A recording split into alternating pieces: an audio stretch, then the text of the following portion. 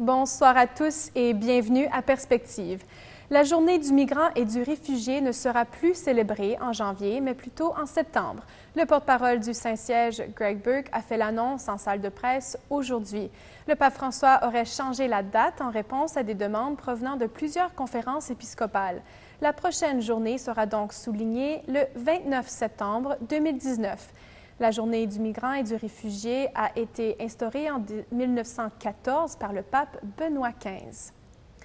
À compter d'aujourd'hui et jusqu'au 16 février 2019, les musées du Vatican accueillent une exposition d'art russe qui traverse 6 siècles, soit du 15e au 20e siècle. Elle est intitulée « Pèlerinage de l'art russe de Dionysius à Malevich ».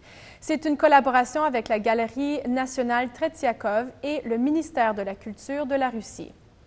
Dans une conférence de presse lundi matin, on souligne que le but de cette exposition est de présenter le message culturel et spirituel de l'art russe au cœur du monde chrétien occidental.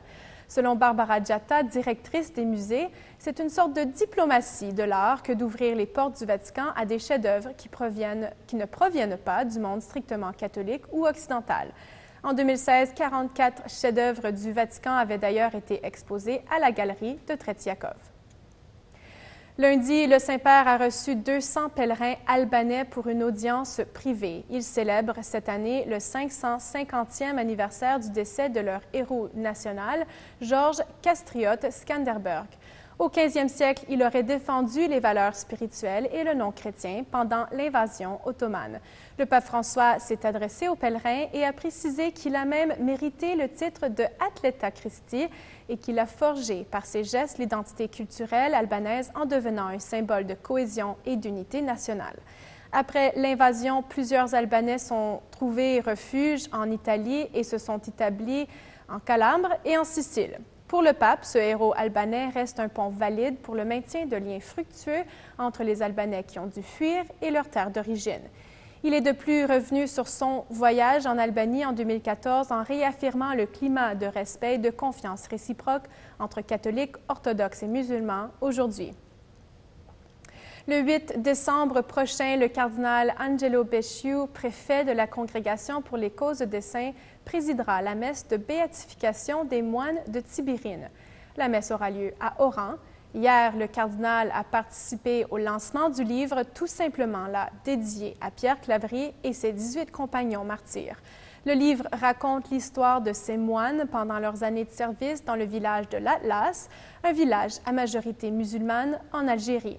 Ils ont été assassinés en plein cœur d'une guerre civile qu'on a appelée la décennie noire. Lors du lancement, le cardinal Becciu a souligné que la fraternité qui existait entre ces moines chrétiens et ces musulmans est un témoignage encore aujourd'hui. Voici un extrait de son entretien avec Vatican News. Dans le contexte européen, même italien, ce n'est pas facile pour faire comprendre cette attitude que nous devons envers les autres, surtout envers les musulmans.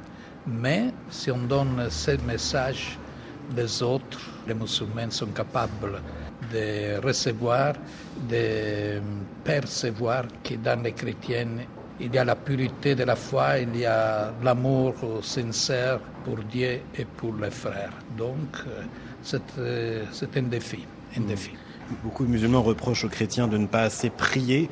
L'exemple de ces grands priants qui étaient notamment les moines de Tibérine est aussi une façon de leur prouver que si les chrétiens savent prier, savent se rapprocher de Dieu dans la piété, dans des choses simples. Oui, ça m'a frappé de lire cette constatation, les chrétiens ne prient pas.